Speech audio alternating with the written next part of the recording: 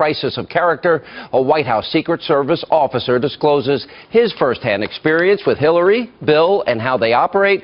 Gary Byrne details what the Clintons are like, far away from the public eye. Now, he has a lot to share, so let's get things started. Joining us now on an exclusive is former Secret Service officer Gary Byrne. How are you? Good to see you, sir. Thank you, Sean. You wanted to be a Secret Service officer your whole life. I did. Yeah, but I did. And you got that coveted job right in front of the Oval Office. I did. It came true. Yeah, it was great. Pretty amazing. I know that the left is going to smear, slander, besmirch you. You're ready for that, right? Sure, I am. And it's already started. It's already started. Yeah. Before the book comes out. You know, I love how they smear you before they even know what you wrote. Yeah. I'm going to start at the end of the book, because you talk about why you wrote this book. You said, what I learned from the Clintons firsthand the hard way is important. In 2016, she's running again, and you felt compelled to tell the story because why? Let me ask that. Because I want Americans to know what the real Clinton administration is like. Mrs. Clinton is not a leader. She's a very, very angry person all the time.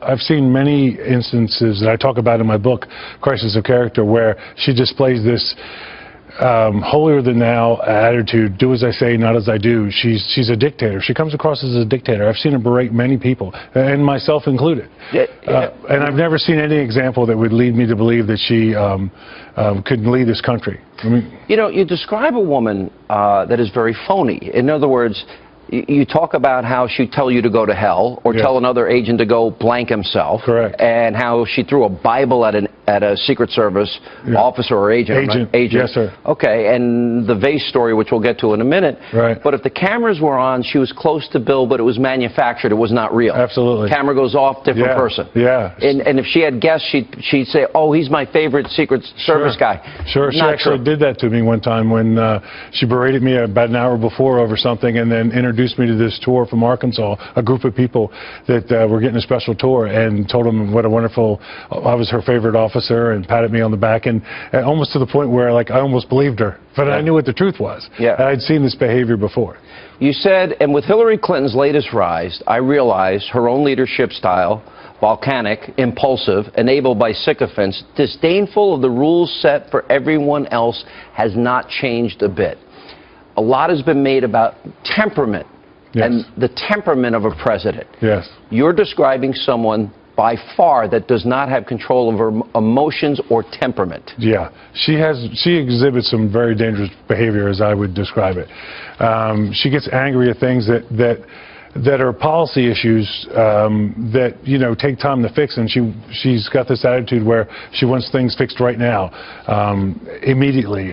She screams and yells at people, and there's procedures. You know, government is very bogged down with rules and regulations, and so yeah, there's many examples that I cite in my book where she blows up at people. Like I said, she's blown up at me before, and agents and her staff. At one time, I saw her staff so afraid to tell her about a mistake that was made.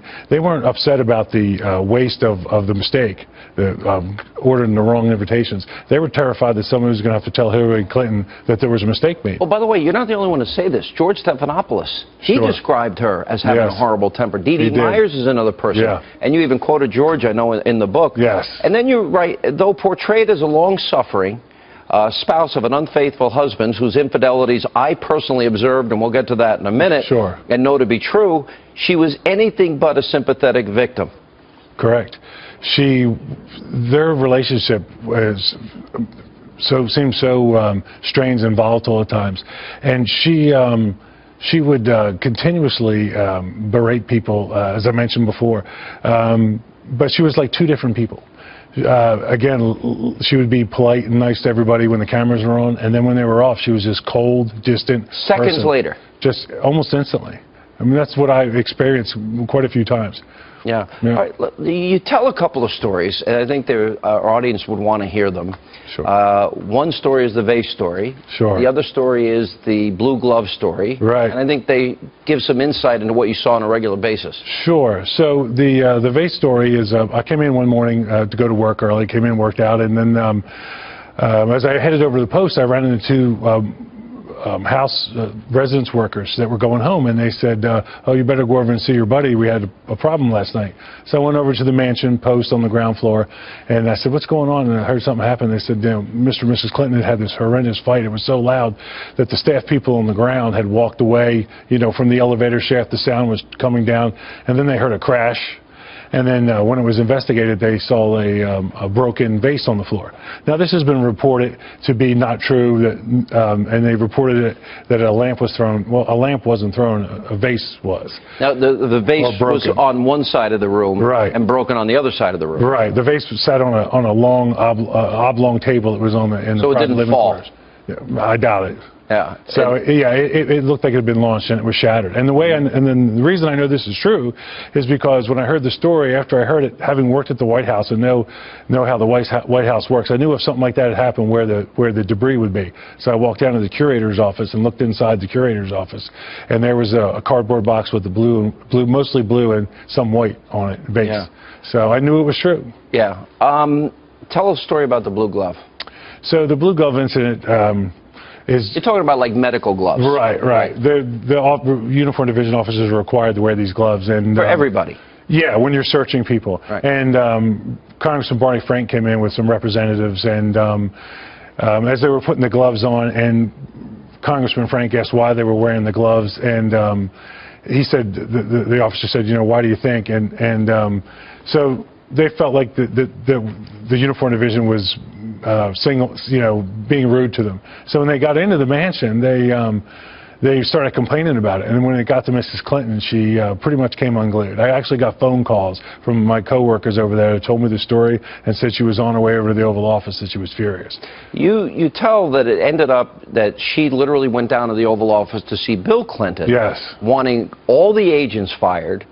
All the uniform division officers. All the uniform division officers fired. Yes. They were always against us from the beginning because they had worked for former President George H.W. Bush. Right. She was paranoid about us, and for no reason. I know it sounds silly for me to say this now because I'm talking about it, but we're incredibly loyal to them. And many times, as I detail in my book, Crisis of Character, I tried to help them. I tried to do the right thing for them and hide some of this stuff, but you couldn't help them. It's this perpetual scandal, one after the other. It's like you can't help them help themselves. Yeah. And this temper issue of hers was not uncommon. This was a regular, you described somebody that has almost on a daily basis. Sure. Maybe a daily basis, not so much, but certainly a lot. I saw it so much that I became numb to it almost. And I always go back to what I was told by a sheriff from Arkansas one time. And we were debating whether they would get elected. This is before they started running. I was down there on a protection detail for former President George Herbert Walker Bush. And the guy said, "Let me tell you something about these people, Gary. I've known them for years. Everything you hear about them's true, and if they run for office, they'll get elected, and they'll be there for 8 years." Yeah. And he wasn't just. I mean, he was serious as a heart attack. He almost looked right through me, and he knew these people deep, well. Yeah. So it's just the same thing that we heard about in Arkansas. All these rumors, it became true at the White House. And would these fights be something common knowledge? Everybody knew there was a lot of fighting.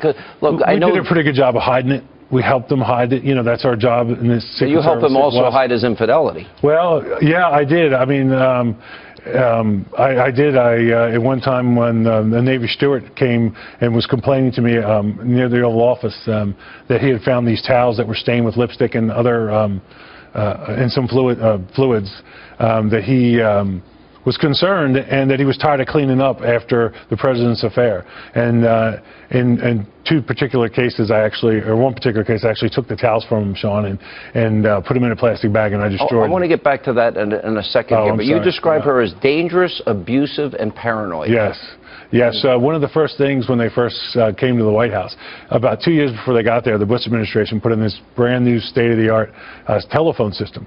Well, when they came in, they wanted to change because they thought the Bush administration... Bushes bugged them? Right. Yeah, that's kind of paranoid. Yeah, and it sounds so crazy when you think about it.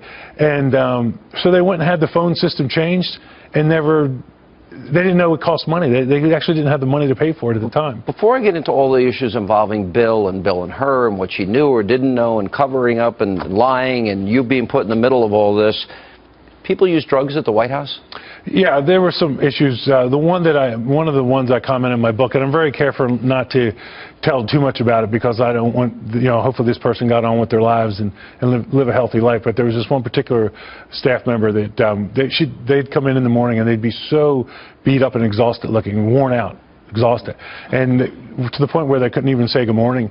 And they'd go in their office and then they'd go into the bathroom. They'd come out of the bathroom completely elevated and happy and smiling. And it was obvious you thought coke was being used. I did, and then later on I was told that this particular person actually they did like something similar to an intervention and got her help and got her to a clinic, and I never did see her again, but I understand she did all right. So. Okay.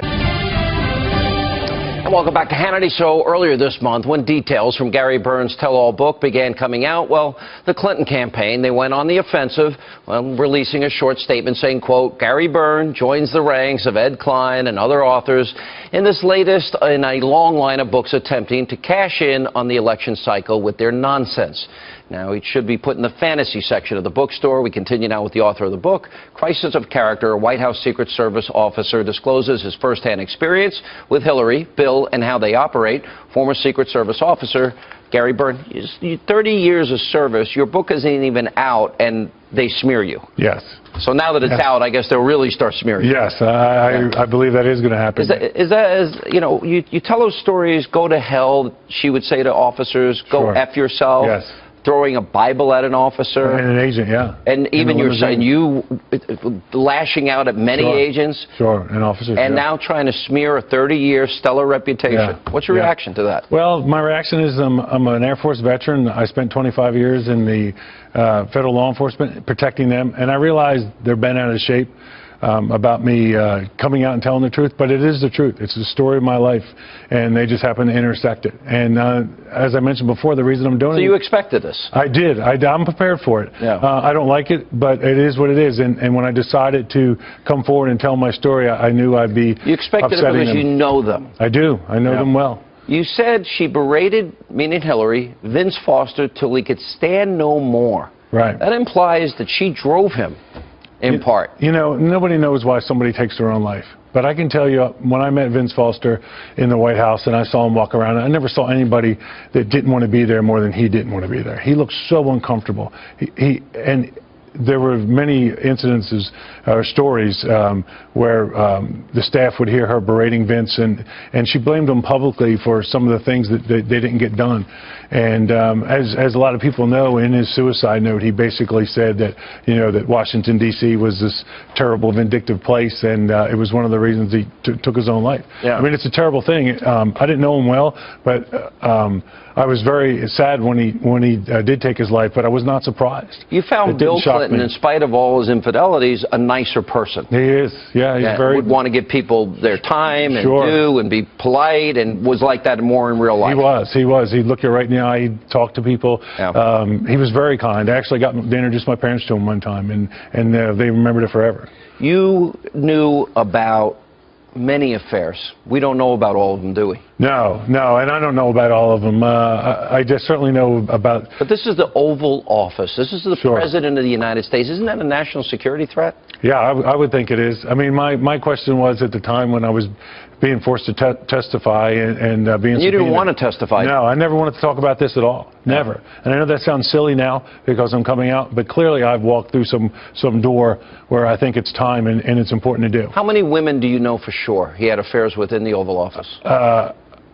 In the White House complex, I'd say easily 3, maybe 4 that I know of. And you saw Monica Lewinsky a mile away. Sure. You knew she wanted to be near him. She was certainly manipulating some of the staff, myself, other officers and agents to find out where the president was. So she wasn't manipulating if you saw through it. Well, yeah, I agree, but I mean, I saw through it right away. She was trying to place herself in his path when he would move around the complex. Now, you never actually saw them together. No. Well, not alone. Not alone. All right, but you did see, you walked into the map room, I believe, and you did see... Actually, I'm sorry, that's not correct. I did see them alone. You did see them alone? Yes. And what did you see? Well, there was an incident one time where during their affair, she showed up on a Saturday to said she had to deliver something to the president. Was that the Saturday? Yes. During the shutdown? No, this was before that. Okay. I'm sorry, this was after that.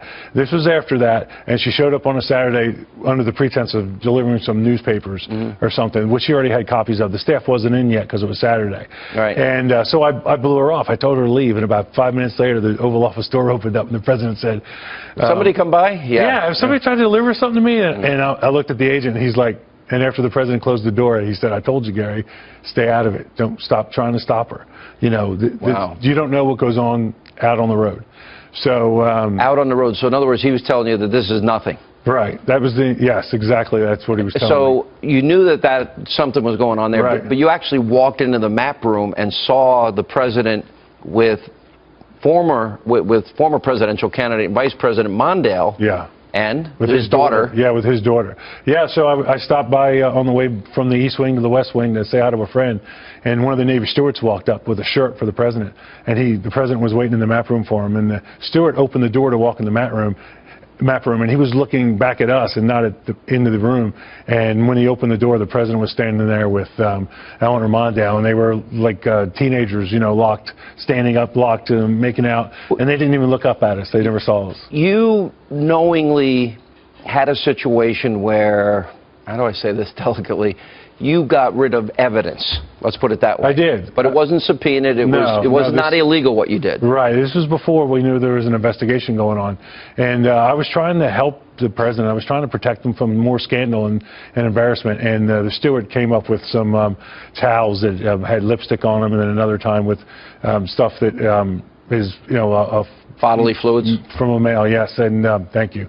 And I'm trying to help you out here, but I'm trying to help my TV audience out here more. Yeah, I'm trying to keep it PG. Yeah. So, so the steward was highly distraught over this, and he complained that it had happened before. So I took a plastic bag and I had him thrown into it, throw the towels in there, and I think it's a little unfair to leave that for somebody else, don't you? Yeah, but based on what I've seen before, they don't think about that. They just do whatever they want to do. Was it common knowledge this president was doing all this? Did you think she knew, Hillary? I do now. I mean, I can't tell you when I decided that she knew and accepted it, and that was the way it was, and then once in a while she'd blow up over it. But like when the Monica story came out, my feeling at the time was that she wasn't upset about the breach of their marriage. She was upset because he dented the Clinton brand again. He made them look bad again. Yeah, and so it was more about image again. That's But when you've heard those stories of Kathleen Willey, Paula Jones, Juanita Broderick. Yeah, yeah. Well, you know, after I saw their stories, after I had worked there for a while, I will tell you that my gut feeling is they're all telling the truth. I mean, you can't act like that. I mean, he's been acting like that his whole life. And I do believe, especially Kathleen. But if everybody, how did he possibly keep it contained? Did he not know that as the president? He doesn't, and he doesn't seem to care. He just keeps behaving in that odd, it's like a vicious cycle.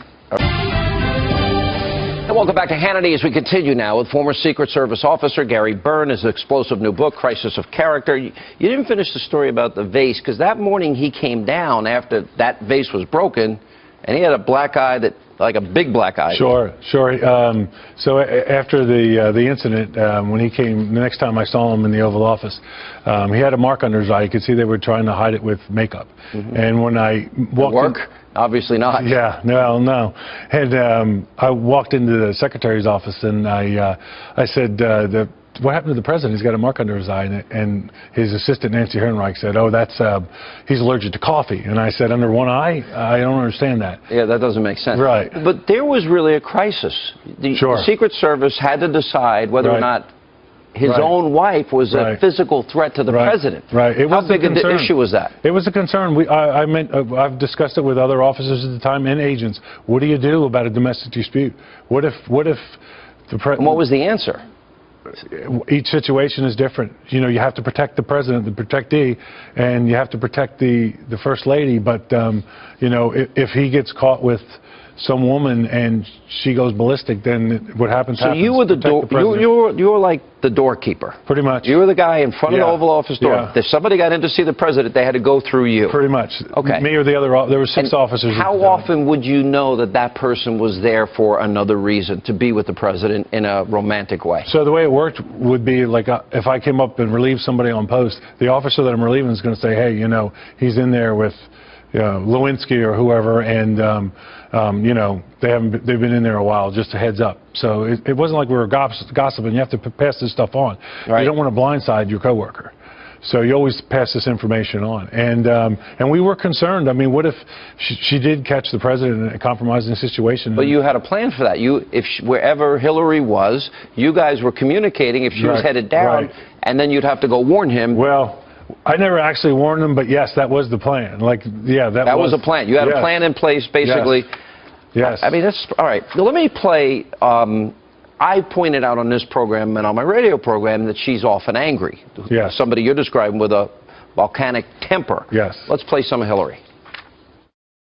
And I also think we'd be a lot better off if we actually talked to each other instead of yelling at each other. I'm so sick. I am so sick of the Sanders campaign lying about me. I'm sick of I think it's time we treated everybody in this country with respect, with kindness, with love. I know we can create more good-paying jobs and raise incomes for hardworking Americans again.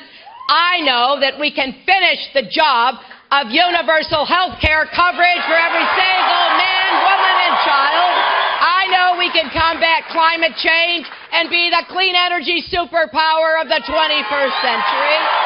I know we can make college affordable and get student debt off the backs of young people. She does seem angry a lot. Right. And you're saying behind closed doors when nobody's looking, she's that angry person always. Mostly. Or distant, cold. What I've been looking at there, Sean, doesn't concern me too much. That's her being a politician. The kind of anger I'm talking about is where she just almost can't even complete a sentence. She starts yelling, screaming, cussing. You know, I talked in the book how she... By the way, mistreating people in their positions. Sure. All the time. Yes, the uniform division officers, agents. So this is like you're describing a phony, fake, fraudulent human being. Absolutely. All right, let me give you an example. This is Hillary, you know, saying she remembers landing under sniper fire when she went to Bosnia. This is what she said. I remember landing under sniper fire. There was supposed to be some kind of a greeting ceremony at the airport, but instead we just ran with our heads down to get into the vehicles to get to our base. Great image making, but here's the problem. We have the real video, and this is it. This is Hillary arriving not under sniper fire, but she walks up to a group of young girls who give her flowers and give her gifts. That's not exactly sniper fire. So is that the person you're trying to warn America about? Yes. Explain. In other words, she sits with an interview with Bill. You think they're the happiest couple together. The light goes off. She hates him. Right. I don't know if she hates him or not, but I will tell you that the example you just showed there is a perfect example of anybody that worked around them in the Secret Service. When they saw that, they knew they started laughing their faces off because they knew that was a flat-out lie. Wow. Now, I wasn't on that mission, but I talked to the guys that were, and the only thing that the military had them do is sit on their flak vests as they were getting close to the ground, which is standard procedure in those. But when she made the claim that they were under sniper fire, I knew it was a lie. I want to go back to where we started. You feel compelled to do this. I do. You never signed a non-disclosure. You have the right to do it. Some people wish you didn't do it because of the position you're in. Now guys do have to sign non-disclosures. They do, starting in, I believe, 2004. Okay. What is it, the final question, what do you want people to know what you saw in their years as president? Well, first thing I'd like you to know is I'm not comfortable about talking about this, but I feel so strongly that people need to know the real Hillary Clinton and how dangerous she is in her behavior. She is not a leader.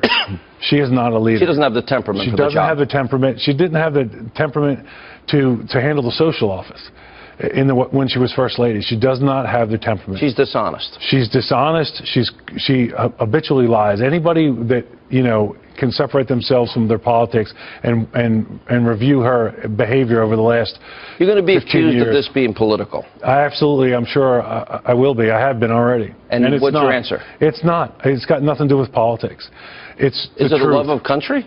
It is love of country, and I hope someday that it does make a difference. I mean, if Mrs. Clinton ends up being the President of the United States, then she's our President and she's the Commander-in-Chief, and it is what it is.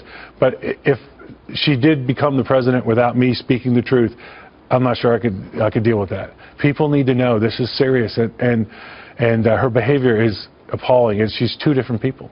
All right, Gary Byrne, thank you for being with us. Sean, Appreciate thank you. it. I appreciate